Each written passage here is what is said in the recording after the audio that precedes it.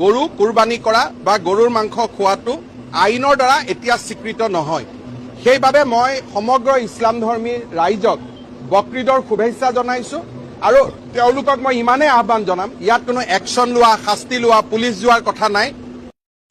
তো গাইজ, আজিৰ ভিডিঅ'টো এনেকুৱা প্ৰচুৰ পৰিমাণে শ্বেয়াৰ কৰিব।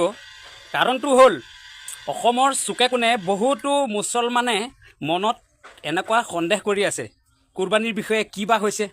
গতিকে সকলোৱে যে ভিডিঅ'টো পায়, আজিৰ ভিডিঅ' মই আপোনালোকক অনুৰোধ কৰিছোঁ, খুব লাইক আৰু কমেণ্ট কৰক, শ্বেয়াৰ কৰক, ভিডিঅ' খুব চলাই দিয়ক। অসমৰ চুকে কোণে কোনো জাগা, কোনো মানুহে যে শুনিবলৈ বাকী নাথাকে কুৰবানীৰ বিষয়ে। মামা বৰ ধুনীয়া কথা কৈছে। মোৰ তেখেতসকলৰ ওপৰত অযুত বিশ্বাস আছে। মই তেখেতসকলক বিনম্ৰতাৰ সৈতে আহ্বান জনাম, যাতে আন ধৰ্মৰ লোক থকা অঞ্চলত আপোনালোকে এনেকুৱা মাংসৰ কুৰবানী নিদিব বা এনেকুৱা জন্তুৰ কুৰবানী নিদিব বা এনেকুৱা পশুৰ কুৰবানী নিদিব যিয়ে আনজনৰ মনত দুখ দিব পাৰে।